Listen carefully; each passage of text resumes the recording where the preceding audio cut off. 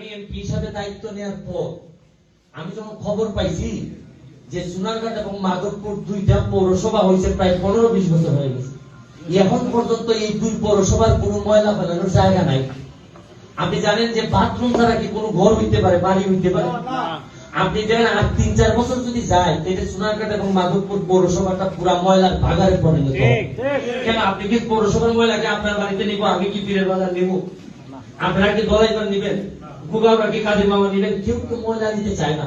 কিন্তু এখন দিন দিন যেভাবে জায়গার দাম বাড়তেছে, এই ময়লার এখন ভাগার তৈরি করতে হবিগঞ্জ যে প্রবলেম ফেস করছে, আদর রহমান সেলিম ভাই যে প্রবলেম ফেস করছে, আমাদের আবু জাহিদ সাহেব যে প্রবলেম ফেস করছে, আমরা এখন মাধবপুরের জায়গা নাই, মাত্র 2 একর জায়গা ডিসি সাহেব দিয়ে গেছে, এই জায়গা রাস্তা করার মতো কোনো অবস্থা নাই। এর মানে দুইটা পৌরসভাতে ময়লা ফেলানোর জায়গা যদি না থাকে, তা আপনার ময়লা আপনি কোথায় ফেলবেন?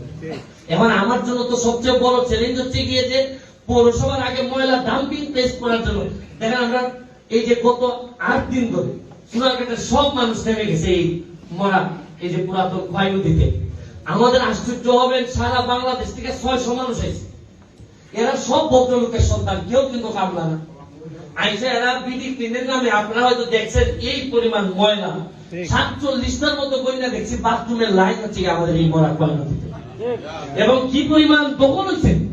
এখন মানুষরা আপনি যখন ফেলে রাখবেন তখন তো মানুষ এক হাত দিয়ে ভাড়া দিতে স্বাভাবিক, এটা তাদের দোষ দেওয়া লাগবে। আপনি কোন প্রজেক্ট নেন নাই, আপনারা একটা প্রজেক্ট নিয়েছিলেন 25 লাখ টাকা, এটা না 25 লাখ টাকার প্রজেক্ট আসছিল, পরে এই টাকাটা ট্রান্সফার হয়েছে কোথায়? স্বাক্ষরিত হয়েছে।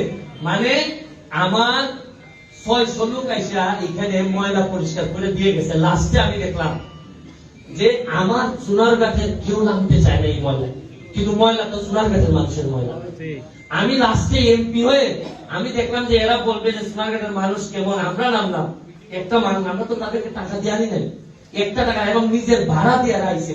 আপনারা যত বাস দেখছেন এই বাস ভাড়া দিয়ে আইছে। লাস্টে আমি নাইমা এই পানির মধ্যে নামছি, ডুব দিছি। আমার কাছে মনে হচ্ছে এখন আমার ভিতর থেকে মনে হচ্ছে গন্ধ বেরোয়, এত ময়লা এই জায়গার মধ্যে।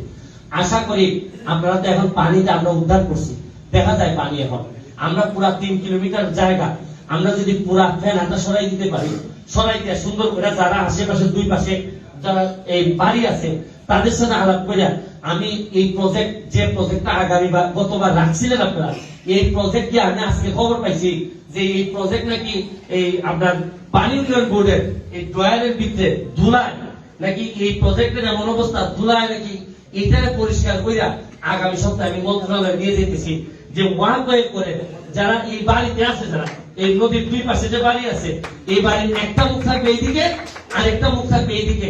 আপনি দেখেন চিন্তা করিয়া পুরাতন খোয়াই নদী যদি আপনি ওয়াক ওয়ে করতে পারেন, তাহলে যারা এই পাশে বাড়ি আছে, বাজার আছে, এরা একটা মুখ এদিকে দিবে আর আরেকটা ব্যবসা স্থান করবে এইদিকে। এর মানে এদের দুই পাশে আরেকটা নতুন বাজার তৈরি হওয়া। বিকাল বেলা বাচ্চারা, মারা, বাবারা হাতে ধরিয়া এই পার্ক দিয়ে হেঁটে যাবে। আমি স্বপ্ন দেখছি এবং আমার বিশ্বাস আমি এই স্বপ্ন বাস্তবায়ন সময় আছে, অনেক সময়।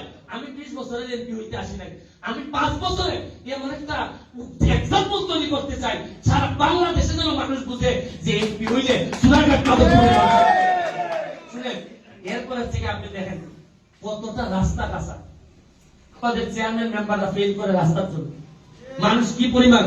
আমি এই রাস্তাগুলা কতটা রাস্তা